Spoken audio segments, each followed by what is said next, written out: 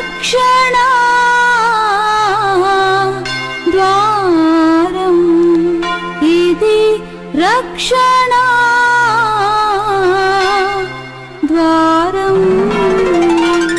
దేవునికి స్తోత్రం. హల్లెలూయా. దేవుడి నామానికి మహిమ కలుగును గాక. ఈ రోజున మనం ధ్యానించబోతున్న రక్షణ ద్వారా యొక్క సందేశము ఉప్పు గురించి. మత్తయి సువార్త 5వ అధ్యాయము 10వ వచనంలోంచి 13 వచనాల వరకు మనం చూసినట్లయితే, మీరు లోకమునకు ఉప్పై ఉన్నారు అని ప్రభువారు కొండ మీద ప్రసంగం చెప్తున్నప్పుడు అనేక మంది ప్రజల ఎదుట ఆ మాటలు చెప్తున్నారు. మీరు లోకమునకు ఉప్పై ఉన్నారు. అసలు ఉప్పు యొక్క గుణము ఏమిటి, అది ఎలా ఉంటుంది, అసలు ప్రభువారు ఉప్పుని మనిషితో ఎందుకు పోల్చారు అని మనము లేఖనాల్లో మనం చూసినట్లయితే, లేవికాండము 2వ అధ్యాయము 13వ వచనము చదివినట్లయితే, నీవు అర్పించు ప్రతి నైవేద్యమునకు ఉప్పు చేర్చవలెను, నీ దేవుని నిబంధన యొక్క ఉప్పు నీ నైవేద్యము మీద ఉండవలెను. దేవునికి స్తోత్రం. హల్లెలూయా. ప్రభువైన యేసుక్రీస్తు వారు చెప్తున్నారు ఇక్కడ, నీవు అర్పిస్తున్న నైవేద్యము ఏదైతే ఉన్నదో ఆ నైవేద్యం మీద ఉప్పు అనేది ఖచ్చితంగా చేర్చాలని ఒక నిబంధనగా ఆయన చెప్పినట్లుగా మనం చూస్తున్నాం. దేవునికి స్తోత్రం. హల్లెలూయా. దేవుడి నామానికి మహిమ కలుగును గాక. అయితే మనము ఇక్కడ ఆ ఉప్పునే ప్రభువారు ఎందుకు చేర్చమన్నారు? ఉప్పు యొక్క గుణం ఏంటంటే పదార్థములను అది పాడైపోకుండా కాపాడుతుంది. అది నైవేద్యం మీద ఉప్పు చేర్చమన్నారు. నువ్వు నైవేద్యము ఎప్పుడైతే ప్రభువారికి అర్పిస్తావో ఖచ్చితంగా ఉప్పు చేర్చాలని, అంటే క్రమముగా ఆ ఉప్పు ఉండాలని ప్రభువారు చెప్తున్నారు. అలాగే ప్రియ సహోదరి సహోదరుల సంగమా, ఈ రోజున నీవు క్రమముగా దేవుని సన్నిధిలో ప్రార్థన చేసేవారిగా ఉండాలి. దేవుని మందిరంలో నిలిచి ఉండేవారిగా ఉండాలి. క్రమముగా లేనప్పుడు ఆ యొక్క ఉప్పు పదార్థము మీద లేనప్పుడు ఆ పదార్థం ఎలా పాడైపోతుందో, అలాగే క్రమంగా నువ్వు ప్రార్థన చేయనప్పుడు కూడా నీ యొక్క జీవితంలో అనేక కష్టాలు వస్తాయి, ఒడిదుడుకులు వస్తాయి, నెమ్మది లేని పరిస్థితి ఉంటుంది, సమాధానం లేని పరిస్థితి ఉంటుంది. కాబట్టి క్రమముగా మందిరానికి నువ్వు హాజరయ్యేవాడుగా ఉండాలి. హెబ్రీయులకు రాసిన పత్రిక 10వ అధ్యాయము 23-24 వచనాలు చదివినట్లయితే, క్రమముగా మనం ఆయన సన్నిధిలో ఉండేవారంగా ఉండాలి. దేవుడి నామానికి మహిమ కలుగును గాక. హల్లెలూయా. క్రమముగా మనము ప్రార్థన ఎందుకు చేయాలంటే, ప్రభువారు చెప్తారు, మీరు శోధనలో పడిపోకుండా ఉండాలంటే మనము ప్రార్థించే వారిగా ఉండాలి. ప్రభువైన యేసుక్రీస్తు వారు కొండ మీద వెళ్ళి ప్రార్థన చేసుకుంటూ వెళ్తున్నప్పుడు తన శిష్యుల్ని తీసుకుని వెళ్ళి, మీరు కొద్ది సమయం ప్రార్థన చేయండి అని చెప్పి వెళ్ళి ప్రభువైన యేసుక్రీస్తు వారు ప్రార్థన చేసి మళ్ళీ తిరిగి వచ్చి చూస్తే వారు నిద్రపోతారు. ప్రభువారు వారు అంటారు కదా, మీరు శోధనలో పడకుండా ప్రార్థన చేయమంటే నిద్రపోతున్నారా అని అన్నట్లుగా మనం చూస్తున్నాం. ఆ సమయాల్లో ప్రభువారు చెప్పిన మాట ఏంటంటే, శోధనలో పడకుండా. నిజమేనండి. దేవుడి నామానికి మహిమ కలుగును గాక. నిజమే. ఎందుకంటే శోధన వస్తుందని తెలిసి ప్రభువారు ప్రార్థన చేయమన్నారు. అలాగే ఈరోజు నీ శోధనలోంచి తప్పించబడాలంటే ఎంతైనా ప్రార్థన అవసరమై ఉన్నది. నీ జీవితానికి, నీ కుటుంబానికి, నీ బిడ్డల విషయంలో, నీ వ్యాపార విషయంలో, అన్ని విషయాల్లో ప్రార్థన ఎంతగానో అవసరమై ఉన్నది. ఈరోజు చాలామంది వేడికి ప్రాముఖ్యత ఇస్తున్నారంటే ఆహారం తినడానికి ప్రాముఖ్యతనిస్తున్నారు. దేవుడి నామానికి మహిమ కలుగును గాక. రెండవదిగా నిద్రపోవడానికి ప్రాముఖ్యతనిస్తున్నారు. మూడవదిగా చూసినట్లయితే వారి పేరు ప్రఖ్యాతులు పొందుకోవడానికి ప్రాముఖ్యతనిస్తున్నారు. నాలుగవదిగా చూసినట్లయితే అలసట తీర్చుకోవడానికి కూడా వారు ఎక్కువగా ప్రాముఖ్యతనిస్తున్నారు. ప్రభువైన యేసుక్రీస్తు వారు ఏం చెప్తారంటే, వాటికన్నా ప్రాముఖ్యత మనం ప్రార్థనకి ఇచ్చేవారిగా ఉండాలి. ఈ శిష్యులు ప్రార్థనకి ప్రాముఖ్యత ఇవ్వకుండా నిద్రపోతున్నారు. శిష్యుల మీదకి పెద్ద శోధన వచ్చినట్లుగా మనం చూస్తున్నాం. ఏంటి ఆ శోధన అంటే, ప్రభువైన యేసుక్రీస్తు వారిని పట్టుకుంటానికి వచ్చినప్పుడు పేతురు ఆ కత్తిని తీసి ఆ ములికి యొక్క చెవుని తెగేటట్లుగా మనం చూస్తున్నాం. ప్రార్థన చేయకుండా ఉండడం ద్వారా అతను ఒక నరహంతకుడిగా ఉన్నట్లుగా మనం చూస్తున్నాం. కాబట్టి శోధనలో పడకుండా ఉండాలంటే మనము క్రమముగా ప్రార్థించేవారిగా ఉండాలి. నైవేద్యంలో ఉప్పు ఎలాగ ఉంచమని చెప్పారో నీవు కూడా దేవుని సన్నిధిలో క్రమముగా ఉండేవారిగా ఉండాలి. క్రమముగా ప్రార్థించేవారిగా, క్రమంగా వాక్యం చదివేవారిగా, క్రమముగా ఆరాధించే వ్యక్తిగా ఉండాలని ప్రభువారు కోరుకుంటున్నారు. దేవుడి నామానికి మహిమ కలుగును గాక. అయితే ప్రార్థించిన ఎడల నీకేం జరుగుతుందంటే, ఒకటి, నీ శ్రమలలో తప్పించబడతావు, మరణకర పరిస్థితుల తప్పించబడతావు, నీ సమస్యలోంచి తప్పించబడతావు. అంతేకాకుండా ప్రార్థించడం వల్ల నువ్వు ఘనపరచబడతావు, నువ్వు స్వస్థపరచబడతావు. నీకున్న ప్రతి సమస్య నుంచి దేవుడు నీకు విడుదల అనుగ్రహిస్తారు. నువ్వు ప్రార్థించిన ఎడల నిజంగా మొరపెట్టే వారికి ఆయన సమీపంగా ఉంటాడు మాట ప్రకారము. ఆయనకు సమీపంగా ఉండి నువ్వు ఏ సమస్య నిమిత్తం ప్రార్థన చేస్తున్నావో ఆ ప్రార్థనకు ఆయన జవాబును అనుగ్రహించే దేవుడిగా ఉన్నారు. కాబట్టి మనం ప్రార్థనకు ఎంతగానో ప్రాముఖ్యతనిచ్చేవారిగా ఉండాలి. ప్రార్థన ద్వారా నీకున్న ప్రతి సమస్య నుంచి తప్పించబడతావు. రెండవదిగా, ప్రార్థన చేయడం ద్వారా మాకు ఏంటంటే ప్రయోజనము అనుకున్నట్లయితే, ఒకటి, నీకు నీ కుటుంబమునకు రక్షణ ప్రభువారు అనుగ్రహిస్తారు. రెండవదిగా, నీకు కాపుదలను అనుగ్రహిస్తారు. మూడవదిగా, నీ కుటుంబంలో సమాధానం కలుగుతుంది, నెమ్మదిని ప్రభువారు అనుగ్రహిస్తారు. అంతేకాకుండా ప్రతి దయ్యములను వెళ్ళగొట్టడానికి, శోధనలను జయించడానికి ప్రార్థన ఎంతగానో అవసరమై ఉన్నది. హల్లెలూయా, దేవుడి నామానికి మహిమ కలుగును గాక. అంతేకాకుండా ఇంకా పరిశుద్ధాత్మ శక్తి పొందుకోవడానికి కూడా ఎంతగానో ఆ ప్రార్థన ఉపయోగపడుతుంది. పరిశుద్ధాత్మ శక్తి పొందుకోవడం ద్వారా నీకు వచ్చే ప్రయోజనాలు ఏంటంటే, రాబోయే విషయాలు ఏమై ఉన్నాయో అవి ప్రభువా నీకు బయలుపరుస్తారు. ఆత్మ నువ్వు పొందుకోవడం ద్వారా దేవుడి రాజ్యాన్ని స్వతంత్రించుకుంటావు. ఆత్మ పొందుకోవడం వల్ల ఏది మంచిదో ఏది చెడ్డదో నువ్వు గ్రహించగలుగుతావు. దేవుడికి స్తోత్రం, హల్లెలూయా. కాబట్టి ఒకటి, క్రమముగా మనము దేవుని సన్నిధిలో నిలిచి ఉండేవారిగా ఉండాలి, ప్రార్థించేవారిగా ఉండాలని ప్రభువారు కోరుకుంటున్నారు. హల్లెలూయా, దేవుడి నామానికి మహిమ కలుగును గాక. రెండవదిగా మనం చూసినట్లయితే మత్తయి సువార్త 5వ అధ్యాయము 13వ వచనంలో, మీరు లోకమునకు ఉప్పై ఉన్నారు, ఉప్పు నిసారమైతే అది దేని వలన సారము పొందును, అది బయట పారవేయబడి మనుషుల చేత త్రొక్కబడుటకే కానీ మరి దేనికి పనికి రాదు అంటున్నాడు ఇక్కడ. హల్లెలూయా, దేవుడికి స్తోత్రం. రెండవదిగా, ఆ ఉప్పు అంట పాడైపోతే దేనికి ఆ పని చేయదు, బయటికి పారవేయబడుతుంది, మనుషుల కాళ్ళ కింద అది త్రొక్కబడుతుంది. ఎందుకు పనికి రాకుండా పోతుంది అంటే, మన యొక్క హృదయము, విశ్వాసుల యొక్క హృదయము వాళ్ళు ఎలా ఉండాలంటే పవిత్రత కలిగి ఉండేవారిగా ఉండాలి, పరిశుద్ధం కలిగి ఉండేవారిగా ఉండాలి. ఈ యొక్క ఉప్పు బయట పారవేయబడుతుంది అంటే దాంట్లో సారము తగ్గిపోతుంది, దాంట్లో జీవము తగ్గిపోతుంది. ప్రార్థన ఎప్పుడైతే చేయకుండా ఉంటావో ఎలా ఉంటారంటే మనిషి చచ్చిన వారిలాగా, జీవం లేని వారిగా ఉంటారు. ప్రార్థన ఎప్పుడైతే నీ జీవితం లేకుండా నీకు ఉన్న పరిశుద్ధత తొలగించబడుతుంది. అదే పరిశుద్ధత కలిగి ఉండాలని ప్రభువారు కోరుకుంటున్నారు. పరిశుద్ధత కలిగి ఉండడం వల్ల నీకు వచ్చేటువంటి అద్భుతాలు, నువ్వు పొందుకునే మేలు ఏంటి, నీలో జరిగే కార్యాలు ఏంటంటే, ఒకటి, పరిశుద్ధత నీకు జీవాన్ని కలగ చేస్తుంది. హల్లెలూయా, దేవుడి నామానికి మహిమ కలుగును గాక. రెండవదిగా చూసినట్లయితే పరిశుద్ధత కలిగిన వారు ఆరోగ్యంగా జీవిస్తారు.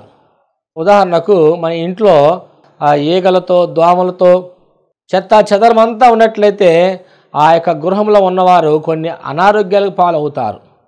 మరణానికి దగ్గరయ్యే పరిస్థితులు కూడా ఒక్కొక్కసారి కనబడతాయి. ఎందుకంటే ఆ ఈగల ద్వారా విరోచనాలు, వాంతులు, రకరకాల వ్యాధులు, ఆ దోమలు కొట్టడం ద్వారా ఆ బోధకాలు రావటము, జ్వరాలు రావటము, వాటి ద్వారా హాస్పిటల్లో జాయిన్ అయ్యి ఎంతో ధనము వృధాగా ఆ ఖర్చు పెట్టుకుంటాము. ఇవన్నీ కూడా అలాగా పరిశుద్ధత కలిగి ఆ ఇంటిని ఎలాగ మనం శుభ్రంగా చేసుకుంటామో అలాగే నీ హృదయమును కూడా పరిశుద్ధముగా ఉంచుకోవాలని ప్రభువారు కోరుకుంటున్నారు. దేవుడి నామానికి మహిమ కలుగును గాక. హల్లెలూయా. ఈ పరిశుద్ధత నీలో ఉన్నట్లయితే, నీ హృదయంలో చెత్త అంతా తీసివేసినట్లయితే, ఏంటి ఆ చెత్త అని చేసినట్లయితే, కోపము, అపవిత్రత, దేవుడికి ఆయాసకరమైన పనులు, అసూయ, ద్వేషము, కామకత్వము, విగ్రహార్థన, దీర్ఘశాంతము లేని పరిస్థితులు, ఇవన్నీ చెత్త అంతా కూడా మనము శుభ్రంగా క్లీన్ చేసుకుని దేవుని పరిశుద్ధత కలిగి ఉన్నట్లయితే దేవుడు మనకి సహాయం చేస్తారు. దేవుడి నామానికి మహిమ కలుగును గాక. అయితే పరిశుద్ధత కలిగి ఉంటే నీలో జరిగే కార్యాలు ఏంటంటే, ఒకటి, నీకు జీవాన్ని ప్రభువారు కలగజేస్తారు. రెండోది, ఆరోగ్యంగా ఉంటావు. మూడవదిగా పరిశుద్ధాత్మ నీలో నిలిచినప్పుడు నువ్వు ఏది మంచిదో ఏది చెడ్డదని గ్రహించగలుగుతావు. నాలుగవదిగా చూసినట్లయితే పరిశుద్ధత కలిగిన వారిలో పరిశుద్ధాత్మ నివాసం చేస్తారు. పరిశుద్ధాత్మ శక్తి వారు పొందుకున్నప్పుడు అపోస్తల కార్యాలు మనం 1:8 చూసినట్లయితే పరిశుద్ధాత్మ మీ మీదకి వచ్చినప్పుడు మీరు శక్తిని నొందేదారు అని వాక్యం సెలవిస్తుంది. పరిశుద్ధాత్మ మీరు కలిగి ఉన్నట్లయితే మీరు బలం కలిగి ఉంటారు, శక్తి కలిగి ఉంటారు. అన్ని విషయాల్లో దేవుడు ఆయుష్ని ఆరోగ్యంతో నింపుతారు. అంతేకాకుండా పరిశుద్ధత కలిగిన నీ జీవితంలో నువ్వు ఏమైతే పోగొట్టుకున్నావో దేవుడు అవన్నీ కూడా నీకు సమకూరుస్తాడు. హల్లెలూయా. దేవుడి నామానికి మహిమ కలుగును గాక. ఐదవదిగా చూసినట్లయితే పరిశుద్ధత కలిగి నువ్వు జీవించినట్లయితే పరిశుద్ధాత్మ నిన్ను ఒక సాక్షిగా అనే గ్రామ, నగర, పట్టణ, జిల్లా, రాష్ట్ర, దేశాలలో నిన్ను ఒక సాక్షిగా నిలబెట్టి వాడుకుంటారు. హల్లెలూయా. దేవునికి స్తోత్రం. అంతేకాకుండా పరిశుద్ధత కలిగిన జీవించిన నీవు నీ జీవితాన్ని దేవుడు ముందుకి ఆయన నడిపిస్తాడు. నీ జీవితంలో నీ ఎదురుగుండా సమస్యలతో ముందుకు వెళ్ళలేక బాధల్లో, కష్టాల్లో, ఇరుకుల్లో, ఇబ్బందుల్లో నీకున్న సమస్యలు, ప్రతికూల పరిస్థితులు బట్టి ముందుకు వెళ్ళలేక ఒకవేళ ఎత్తు పల్లాలు ఏమైతే ఉన్నాయేమో, కొండలు ఏమైతే ఉన్నాయో, కొండలాంటి శ్రమలు ఏమైతే ఉన్నాయో వాటన్నిటిని కూడా తొలగించి ప్రభువారి నీ మార్గాలు సరళము చేసి ఆయన నడిపించే దేవుడిగా ఉన్నారు. దేవుడి నామానికి మహిమ కలుగును గాక. ఒకటి, ఈ యొక్క నైవేద్యం మీద ఉప్పు క్రమంగా ఏ రీతిగా ఉప్పు పెట్టవలసిందో నీవు కూడా క్రమముగా ప్రార్థించేవాడుగా ఉండాలి. రెండవదిగా పరిశుద్ధత కలిగి పరిశుద్ధాత్మ పొందుకుని జీవించేవాడిగా ఉండాలని ప్రభువారు కోరుకుంటున్నారు. దేవునికి స్తోత్రం. హల్లెలూయా. దేవుడి నామానికి మహిమ కలుగును గాక. మూడవదిగా కొలస్సీయులకు రాసిన పత్రిక 4:6 ప్రతి మనుషునికి ఎలాగ ప్రత్యుత్తరం ఇయ్యవలెనో అది మీరు తెలుసుకొనుటకై మీ సంభాషణ ఉప్పు వేసినట్లుగా ఎల్లప్పుడూ రుచిగలదిగాను కృపాసహితముగాను ఉండనీయుడి. పౌలు గారు కొలస్సీయులకు చెప్తున్నారు, ప్రతి మనుషుడు ఎదురువారితో మాట్లాడేటప్పుడు వారి యొక్క మాటలు ఎట్లా ఉండాలంటే సమాధానకరంగా ఉండాలంట. హల్లెలూయా. ప్రతి మనుషుడికి ఎలాగ ప్రత్యుత్తరం ఇవ్వాలి, నీతో మాట్లాడుతున్న ప్రతి మనిషితో నువ్వు ఎలాగ మాట్లాడేలో వారికి ఎలాగ సమాధానం చెప్పాలో నువ్వు తెలుసుకునేవాడిగా ఉండాలి. అంటే ఎదుటివారితో సమాధానం కలిగి ఉండాలి, నీ కుటుంబంలో సమాధానం కలిగి ఉండాలి, నీ అన్నదమ్ముడు సమాధానం కలిగి ఉండాలి, నీ సంఘముతో సమాధానం కలిగి ఉండాలి, విశ్వాసులతో సమాధానం కలిగి ఉండాలని ప్రభువారు కోరుకుంటున్నారు. సమాధానము ఇవ్వడానికి ప్రభువు యేసుక్రీస్తు భూమి మీదకి వచ్చి ఉన్నాడు. ఆయన ఇష్టమైన బిడ్డలందరికీ కూడా సమాధానం ఇవ్వడానికి ఆయన భూమి మీదకి వచ్చి ఉన్నాడు. ఈరోజు నా మనుషుల యొక్క మాటలు ఎలా ఉన్నాయంటే అసూయతో మాట్లాడేవారు, ముందొక మాట వెనకొక మాట మాట్లాడేవారు. మందిరంలో ఉన్నప్పుడు ఒక రకంగా మాట్లాడేవారు, బయటికి వెళ్ళినప్పుడు ఒక రకంగా మాట్లాడేవారు. మన మాట ఎట్లా ఉండాలని ప్రభువారు కోరుకుంటున్నారంటే అవునంటే అవును, కాదంటే కాదన్నట్టుగా ఉండాలని ప్రభువారు కోరుకుంటున్నారు. ఈరోజు నీ మాటల్లో దోషాన్ని బట్టి ఈరోజు చాలామంది శాపాన్ని కొని తెచ్చుకుంటున్నారు. ఈ రోజున విశ్వాసులు మాట్లాడుతున్న మాటలను బట్టి దేవునికి కోపం తెప్పించేవారుగా ఉంటున్నారు. మూడవదిగా ఆ ఉప్పు అంట ఎలా ఉండాలంటే సమాధానం కలిగి ఉండాలి. దేవునికి స్తోత్రం. నువ్వు మాట్లాడుతున్న ప్రతి మాట కూడా ఎదురు మనిషికి సమాధానకరంగా మాట్లాడాలి. పౌలు గారు చెప్తున్నారు, ఎఫెసీయులకు రాసిన పత్రిక 4:29 వినువారికి మేలు కలుగునట్లు అవసరమును బట్టి క్షేమాభివృద్ధికరమైన అనుకూల వచనమే పలుకుడి గాని దుర్భాషను మీ నోట రానియకుడి. దేవుని పరిశుద్ధాత్మ దుఃఖపరచుకునుడి. దేవుడి నామానికి మహిమ కలుగును గాక. హల్లెలూయా. వినేవారికి మేలు కలిగినట్లుగా. కొంతమంది మాటలు ఎట్లా ఉంటాయంటే కత్తిపోట్లలాగా మాట్లాడతారు. ఎదురు వ్యక్తి ఒక కుటుంబంలో ఎవరైనా అసమాధానంగా ఉన్నట్లయితే వారిని మనం బలపరిచేవారిగా ఉండాలి. కొంతమంది భయపెట్టే మాటలు మాట్లాడతారండి. ఒక వ్యక్తితో మాట్లాడుతూ ఉంటే వారి హృదయం అంతా గలిబిళ్ళి, గందరగోళము, నెమ్మదిలేని పరిస్థితి గల కారణం ఏంటంటే వారి నోటిలోంచి వచ్చే మాటలు సరిగ్గా లేకపోవటం ద్వారా. కాబట్టి ప్రతి విషయంలో మనం మనుషులతో చాలా జాగ్రత్తగా మాట్లాడేవారిగా ఉండాలి. అతడు ఏ సమస్యలతో ఏ బాధతో ఉన్నాడో, ఏ యొక్క నెమ్మది లేకుండా ఉన్నాడో, సమాధానం లేకుండా ఉన్నాడో వారిని దేవుని వాక్యము ద్వారా బలపరిచి దేవుని స్థిరపరిచి సమాధానపరిచే దేవుడు నీకు తోడుగా ఉన్నాడని మనం వారికి చెప్పి దేవుని మనం నడిపించే వారిగా ఉండాలి. దేవుడి నామానికి మహిమ కలుగును గాక. హల్లెలూయా. మూడవదిగా ప్రభువారు చెప్తున్నారు, సమాధానం కలిగి నువ్వు ఉండాలని ప్రభువారు కోరుకుంటున్నారు. ఒకటి, క్రమముగా నువ్వు మందిరానికి వచ్చే విషయంలో కానీ, కానుకలు ఇచ్చే విషయంలో కానీ, దేవుణ్ణి ఆరాధించే విషయంలోనే కానీ, ప్రార్థన చేసే విషయంలోనే కానీ అన్ని విషయాలలో క్రమంగా ఉండాలని ప్రభువారు కోరుకుంటున్నారు. రెండవదిగా చూసినట్లయితే పరిశుద్ధత కలిగి, పరిశుద్ధాత్మ పొందుకుని, శక్తి పొందుకుని అన్ని సాక్షిగా ఉండాలని ప్రభువారు కోరుకుంటున్నారు. మూడవదిగా నీవు అందరితో సమాధానం కలిగి ఉండాలని కోరుకుంటున్నారు. ఒకళ్ళు అంటారు, అమ్మో ఆమె నోట్లో నోరు పెట్టలేమండి, ఒక మాటకి 2 మాటలు అంటారు, ఆమెతో గెలవలేమండి. కొలస్సీయులకు పత్రిక 3వ అధ్యాయం 8వ వచనంలో కూడా ప్రభువారు ఏం మాట్లాడుతున్నారో చూద్దాం. ఇప్పుడైతే మీరు కోపము, ఆగ్రహము, దుష్టత్వము, దూషణ, మీ నోట బూతులను వీటన్నిటిని విసర్జించుడి. కొలస్సీయులకు చెప్తున్నాడు పౌలు గారు. ఇక్కడ ఏమని చెప్తున్నారంటే మీరు కోపాన్ని విడిచిపెట్టాలి. ఈరోజు జరిగిన చిన్న మాట అంటే కోపం, వారు చెప్పింది చేయకపోతే కోపం, దేవుడి గురించి మనం చెప్పినట్లయితే వారి కోపం. దేవుడి మందిరంలో మంచిగా ఉండాలి, క్రమంగా మందిరంలో ఉండాలి, ఆరాధనకు రావాలి, కానుకలు ఇవ్వాలి అని మనం ఏమైనా వారిని గద్దించినట్లయితే కోపగించుకునేవారు.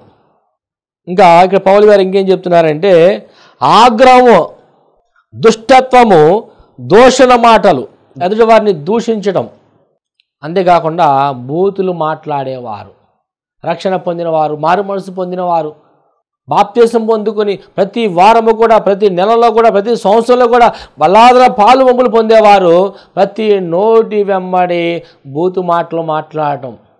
అదేనంటే అకస్మాత్తుగా వచ్చేసిందండి, అనుకోకుండా వచ్చేసిందండి అని చెప్పేవారు లేకపోలేదు. ఇక్కడ చెప్తున్నారు, బూతు మాటలను, పోకిరి చేష్టలను మీరు విసర్జించాలని చెప్తున్నారు. ప్రభువైన యేసుక్రీస్తుని నమ్ముకున్న నీవు నోటిని మనం జాగ్రత్తగా కాపాడుకునే వారిగా ఉండాలి. ఎఫెసీయులకు పత్రిక 5వ అధ్యాయం 4వ వచనం కూడా చూసినట్లయితే మీరు ఉచ్చరింపవలెను కానీ మీరు బూతులైనను, పోకిరి మాటలైనను, సరస్వత్తులైనను ఉచ్చరింపకూడదు, ఇవి మీకు తగవు. వ్యభిచారి అయినను, అపవిత్రుడైనను, విగ్రహార్థికుడైనను, లోబి అయినను క్రీస్తు యొక్కయు దేవుని యొక్కయు రాజ్యమునకు హక్కుదారుడు కాడను సంగతి మీకు నిశ్చయముగా తెలియను. ఎంత రక్షణ పొంది, ఎంత మారుమనసు పొంది, ఎంత బాప్తీసం పొంది క్రీస్తు రాజ్యానికి వారసులు కాకపోతే మనం చేసే భక్తి అంతా వ్యర్థమే. అంటారు బూడిదలో పోసిన పన్నీర్ అంటారు, కొంతమంది బురదలో పోసిన పన్నీర్ అంటారు. దేవుడి రాజ్యానికి ఎవరు చేర్చబడరంట? సశక్తులతో ఉండేవారు, పోకిరి మాటలు మాట్లాడేవారు, కృతజ్ఞత లేనివారు, బూతు మాటలు మాట్లాడేవారు. చాలామంది ఈరోజు క్రైస్తవులు చాలామంది కూడా ఒక్కొక్క మారు నేను వినవలసి వస్తుంది బూతు మాటలు వారు మాట్లాడటం. అది ఎంతైనా నీ కుటుంబానికి నీకు ఆశీర్వాదం కానే కాదు. క్రైస్తవుల దగ్గర బాగానే మాట్లాడతారు, క్రైస్తవులు లేని చోట అన్య జనాంగంలో ఉన్నవాళ్ళు వారి మధ్యలో కూడా వీరు బూతు మాటలు మాట్లాడేవారు చాలామంది లేకపోలేదు. అలాంటి వారంట ప్రభు రాజ్యానికి వారసులు కాలేరని ఇక్కడ పౌలు గారు ఎఫెసీయులకు చెప్తున్నట్లుగా మనం చూస్తున్నాం. దేవుడి నామానికి మహిమ కలుగును గాక. హల్లెలూయా. దేవునికి స్తోత్రం. మూడవదిగా సమాధానము కలిగి ఉండాలని ప్రభువారు కోరుకుంటున్నారు. అన్ని విషయాలలో సమాధానం కలిగి ఉండాలి. ఈరోజున ఏ విషయాల్లో సమాధానం కోల్పోయావు ప్రియ సహోదరి, సహోదరుడా, సంగమా? మూడవదిగా ఆయన ఆ సమాధానముతో ఇప్పటికైనా సరే ఆలస్యమైపోలేదు. ప్రభువైన యేసుక్రీస్తు త్వరగా రాబోతున్నారు. ఆయన రావడానికి ఇగో సమయం ఆసన్నమైంది. ఆయన ఎప్పుడు వస్తున్నారో చెప్పలేదు, కానీ ఆయన వస్తున్నప్పుడు కొన్ని సూచనలు మనకు చెప్పి ఉన్నారు. ఒకటి, రాజ్యం మీదకి రాజ్యం వస్తుంది, అకాల వర్షాలు పడటం, యుద్ధాలు జరగటం, కుటుంబంలో ప్రేమ చల్లారిపోతాం, బంధువుల మధ్య ప్రేమ చల్లారిపోతాం, సంఘాల్లో ప్రేమ చల్లారిపోతాం, సేవకులలో ప్రేమ చల్లారిపోతాం, ప్రేమ లేని జీవితము జీవించటం. కాబట్టి ఆయన త్వరగా రాబోతున్నారు కాబట్టి ప్రియ సహోదరి సహోదరుడ సంగమా, సిద్ధపడి ఉండాలని ప్రభువారు కోరుకుంటున్నారు. ఉప్పు నిసారమైతే అది ఎందుకు పనికి రాకుండా బయట పారవేయబడుతుంది. బయట పారవేయబడతాం అంటే పరలోక రాజ్యంలోంచి బయటికి గెంటబడుట, పరలోక రాజ్యం బయటికి త్రోయబడుట. ఒక బుద్ధిగల కన్యకలు ఒక 5గురు ఎప్పుడో వస్తారంట అన్నట్టుగా ప్రభువారు వస్తాను అంటున్నారు, ఇంకా రావట్లేదు కదా. వచ్చినప్పుడు ఆ బోర శబ్దం విన్నప్పుడు మనం నిద్ర మేల్కొందాంలే అనుకున్నారు. ప్రభువారు వచ్చినప్పుడు బుద్ధి కలిగిన కన్యకలు ఎత్తబడ్డారు, బుద్ధి లేని కన్యకలు విడవబడ్డారు. తర్వాత వారు వెళ్ళి తలుపు కొట్టినప్పుడు కూడా తలుపు మూయబడింది. ఆయన వచ్చే సమయంలో మెలకు కలిగి మనం ప్రార్థన చేయాలని ప్రభువారు కోరుకుంటున్నారు. మెలకు కలిగి ఉండాలనుకుంటున్నారు. మెలకు కలిగి ఆయన సన్నిధిలో యథార్థంగా, నమ్మకంగా, విశ్వాసంతో, భయభక్తులు కలిగి, పరిశుద్ధాత్మ పొందుకుని, పరిశుద్ధత కలిగి, అందరితో సమాధానం కలిగి ఉండాలని ప్రభువారు కోరుకుంటున్నారు. ఈ రోజున ఎవరితో సమాధానం కోల్పోయావు? నువ్వు ఏ ఆఫీసులో పనిచేస్తున్నావో ఆ ఆఫీసులో ఉన్నవారితో సమాధానం కోల్పోయి ఉన్నావేమో, నీ అత్తగారితో సమాధానం కోల్పోయి ఉన్నావేమో, నీ భర్తతో, నీ భార్యతో నీ ఒక సమాధానం కోల్పోయి ఉన్నావు, నీ అన్నదమ్ములు సమాధానం కోల్పోయి ఉన్నావేమో. ఈరోజు సంఘాల్లో విశ్వాసులు సమాధానం కోల్పోయి ఉన్నారేమో. ఏదైనా గృహ కూడికలు పెడతా ఉంటే వారింటికి మేము రావండి, వారికి మాకు సమాధానం లేదండి, వారితో మేము మాట్లాడమండి. ఎందుకమ్మా మాట్లాడరంటే పంపు దగ్గర పోట్లాట జరిగిందండి, అందుకని మేము మాట్లాడమండి. ఆ బిందించుకుని నన్ను కొట్టిందని మాట్లాడమండి.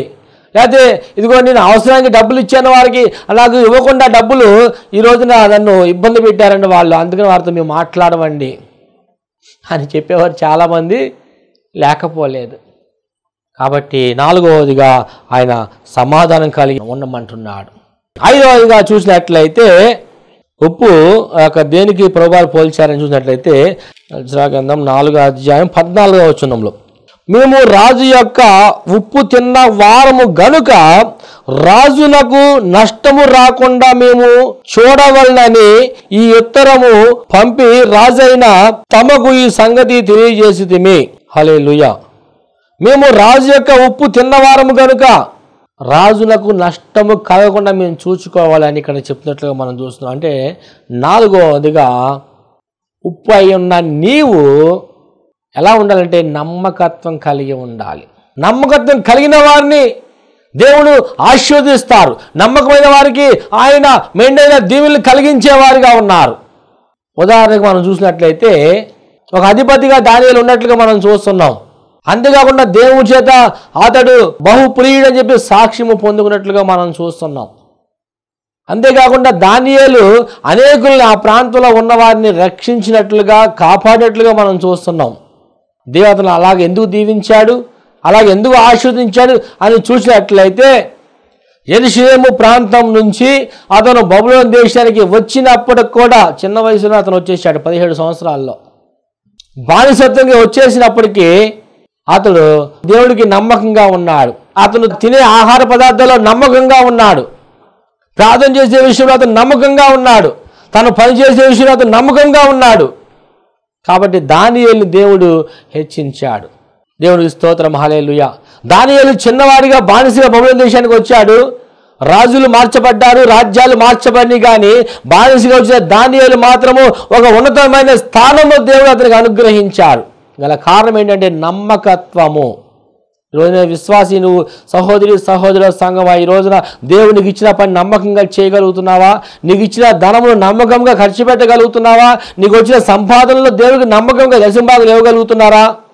4వదిగా నమ్మకత్వం మనం కాపాడుకునే వారిగా ఉండాలని ప్రభువారు కోరుకుంటున్నారు. దేవుడికి స్తోత్రం. హల్లెలూయా. అలాగే యోసేపు జీవితం కూడా ఆ గృహంలో అతను యజమాని దగ్గర అతను నమ్మకంగా ఉన్నాడు తనకు కలిగిన అంతటి మీద.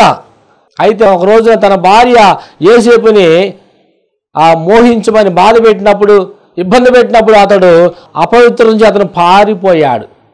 ఎవరు చూడట్లేదులే అని అతను పాపము చేయలేదు, కానీ జీవము గల దేవుణ్ణి చూసి అతడు అక్కడి నుంచి తప్పుకున్నట్లుగా పారిపోయేట్లు, పాపం నుంచి దూరంగా పారిపోయేట్లుగా మనం చూస్తున్నాం. నమ్మకత్వాన్ని అతను యోసేపు కాపాడుకున్నాడు. దానియేలు నమ్మకంగా జీవించాడు. అన్ని విషయాల్లో నమ్మకంగా వారు ఉన్నారు కాబట్టి. అంతేకాకుండా మోషే కూడా దేవుడు సాక్ష్యం చెప్తాడు, నా ఇల్లంతట్లో మోషే నమ్మకస్తుడు, అన్ని విషయాలు నమ్మకంగా ఉన్నాడు. ఇజ్రాయేల్ ప్రజల్ని విడిపించే విషయంలో, బయటకు వచ్చే విషయంలో, దేవుడితో మాట్లాడే విషయంలో, ప్రార్థించే విషయంలో, దేవుడు ఏ పని చెప్తే ఆ పని చేసే విషయంలో అతను నమ్మకంగా ఉన్నాడు. కాబట్టి ప్రియ సహోదరి సహోదరుడ సంగమా, ఇదిగో ఉప్పై ఉన్న నీవు ఒకటి క్రమముగా దేవుని సన్నిధిలో ఉండాలి, ఆరాధించాలి, క్రమంగా ప్రార్థించే వారిగా ఉండాలి. ప్రార్థించడం ద్వారా నీకు అనేక అద్భుతాలు జరిగిస్తారు. రెండవదిగా చూసినట్లయితే పరిశుద్ధత కలిగి జీవించాలి. మూడవదిగా సమాధానం కలిగి నువ్వు ఉండాలని ప్రభువారు కోరుకుంటున్నారు. నాలుగవదిగా దేవుని సన్నిధిలో నమ్మకత్వం కలిగి ఉండాలని ప్రభువారు కోరుకుంటున్నారు. కాబట్టి ఈ యొక్క ప్రోగ్రాం చూస్తున్న సహోదరి సహోదరా, ఈరోజు నా ప్రభువారు నిన్ను అనేకులకు దీవెనకరంగా ఆశీర్వాదంగా ఉంచబోతున్నాడు. ఆ రీతిగా నువ్వు ముందు కొనసాగినట్లయితే అనేక మేలు, ఇంకా అద్భుతాలు, ఆశ్చర్యాలు జరిగించి నీ జీవితంలో ఉన్నటువంటి కష్టాలు, బాధలు, ఒడిదుడుకులు, కన్నీరు, వేదన, ప్రతికూల అన్నిటి కూడా తొలగించి దేవుడు సహాయం చేసి మిమ్మల్ని ఆయన మార్గంలో నడిపించి పరలోక రాజ్యానికి ఆయన వారసులుగా చేయగల సమర్థుడు, శక్తిమంతుడు ప్రభువైన యేసుక్రీస్తు వారు ఆయన దయా కనికరం కృప వాత్సల్యత ప్రభువారు మీకు అనుగ్రహించును గాక. ఆమేన్. ప్రార్థన. పరిశుద్ధుడా యేసయ్యా, నీకు వందనాలు తండ్రి. ఈ రోజున ఉప్పు గురించి మీరు మాట్లాడారు.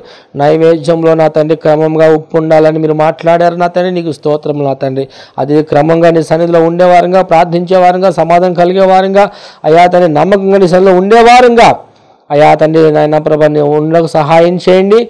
దీవించి ఆశ్రయించి ప్రోగ్రామ్స్ ప్రతి బిడ్డను కూడా పేరు పేరు మీరు ఆశీర్వదించి దీవించి మేలుతో తృప్తిపరిచి నీ రాజ్యంలో వారసులుగా ఉండలాగా సహాయం చేయమని అయా తండ్రి. ఉప్పు నిసారమైతే బయట పారవేయబడుతుంది కాబట్టి నా తండ్రి అయా తండ్రి ఆ రీతిగా నా తండ్రి వారి శక్తి కోల్పోకుండా అయా తండ్రి అన్ని విషయాల్లో ప్రభా బలవంతులుగా ఉండలాగా సహాయం చేయమని యేసుక్రీస్తు శక్తి కలిగిన పునరుద్ధాన నామములు ప్రార్థన అడిగి వేడుకుని పొందుకున్నామని నమ్ముచున్నాము తండ్రి. ఆమెన్.